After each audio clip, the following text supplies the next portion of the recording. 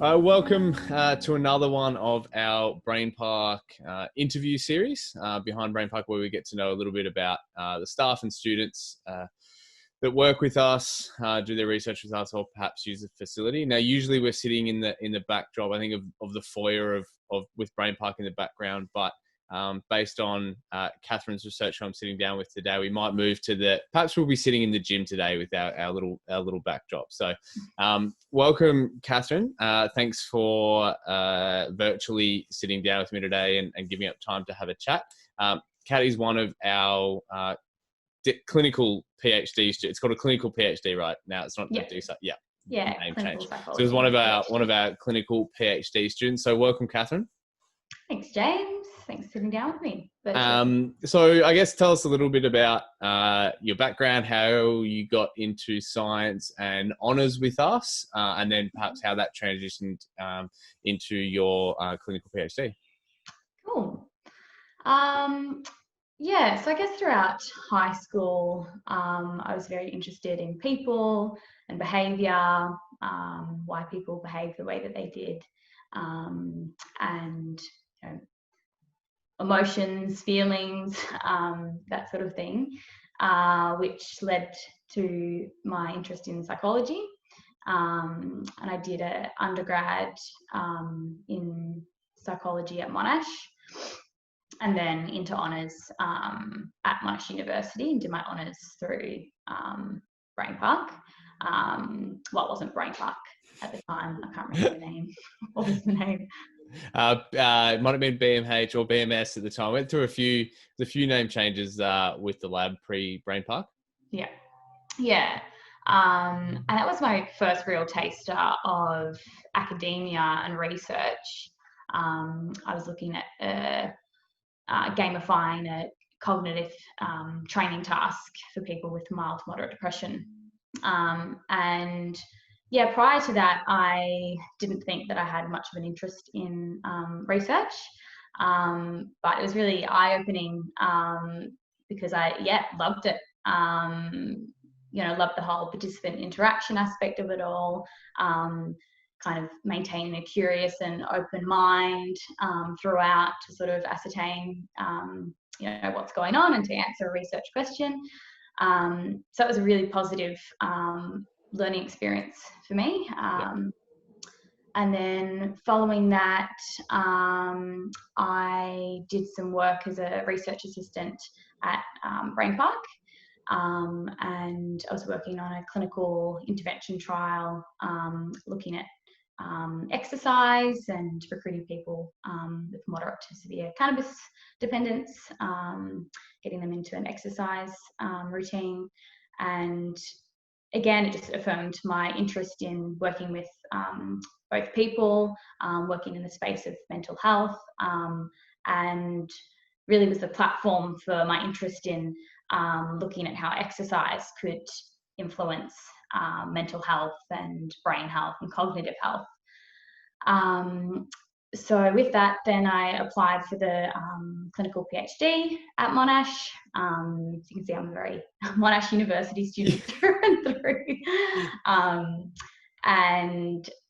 Got into the program, and I've been working on a project with Rebecca Seagrave, Karen Richardson, and another supervisor outside of Monash.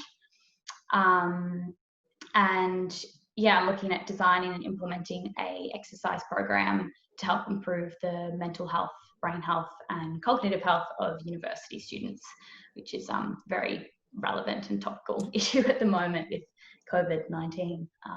Extremely. Yeah. So I guess you're not in data collection yet, as I understand. However, obviously you're going through the process of kind of designing your project. During the last kind of few months, is your project going to be something that is run completely online? Do you plan, like when you're doing data collection, will there be face-to-face interaction with participants, or has the last couple of months meant, are you kind of designing it to be a bit of both? Like how are you adapting to what the situation we're currently in? Yeah, I think that's a really good question, because COVID-19 has definitely impacted how I've thought about this project, as it has for many researchers. And initially, I had in mind that it would be quite face-to-face, the program.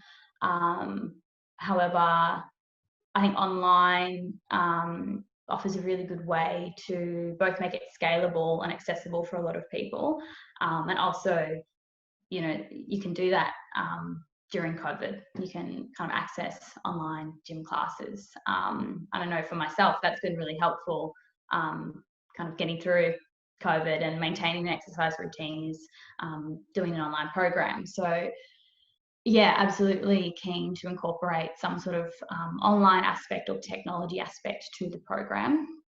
A big component of this program is to co-design it with students.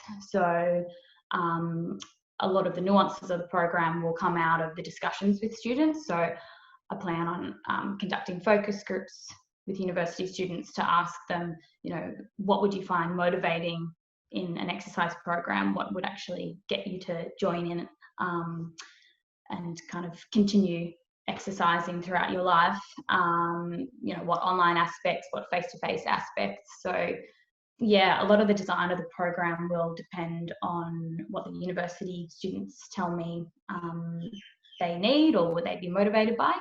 But absolutely keen to get some aspect of kind of an online program. Yeah, it's going to be obviously super critical coming out as we come out the other end of this. And is it going to be initially kind of just focus groups with students located locally within Monash, within Clayton, I guess? Yeah, so Monash University based students, and then also leadership stakeholders. So asking them about their input as to what they'd like to see in a program for students. So engaging both of those groups in the design to make sure it's actually addressing their needs. Yeah, awesome. And how, I guess that's the kind of research side of your course that you're doing. How is, the study or the clinical side of what you're doing, how has that transitioned in the last few months, and how are you finding that? Yeah, it's been an interesting process, learning clinical skills online. But our course coordinators have done a really good job at very quickly translating all of our coursework online from face-to-face. And yeah, they've still managed to make it work. I think the fact that it's a smaller class helps a lot. People are keen to jump in and ask questions throughout kind of tutorials, and the use of breakout rooms to sort of further discussion has been really useful. And yeah, I've been really impressed overall with how much it's worked. And in some ways it's made it more flexible for me not having to travel into Clayton. So yeah, just seeing the positives out of it all, really.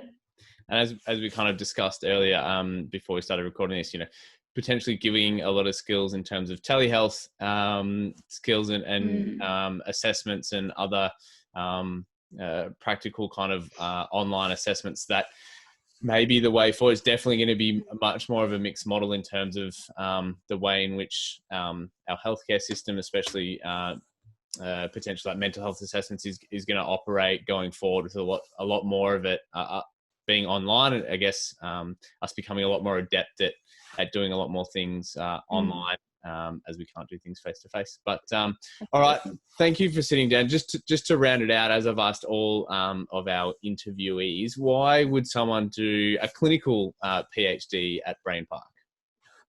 I think it'd be easier to answer, why wouldn't you do a clinical PhD at BrainPark?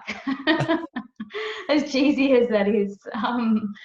It has so many great facilities right on hand, a really supportive, invested team of people that backs BrainPark. And this movement towards lifestyle interventions is something that I'm very passionate about. So how can you get people to change aspects of their lifestyle to better improve their mental health or their cognitive health or their brain health. Yeah, that's incredibly appealing to me. Yeah, and it's just a very motivating space to be around, very progressive. Awesome. Well, hopefully we might be able to sit down again, maybe next year when perhaps you're in the data collection phase and you've had that interaction with the students post COVID and the kind of situation we find ourselves in. It'd be super interesting to have a chat again and see where your kind of research project transitions to. Yeah, that'd be great. Thanks, James. Thanks, Catherine.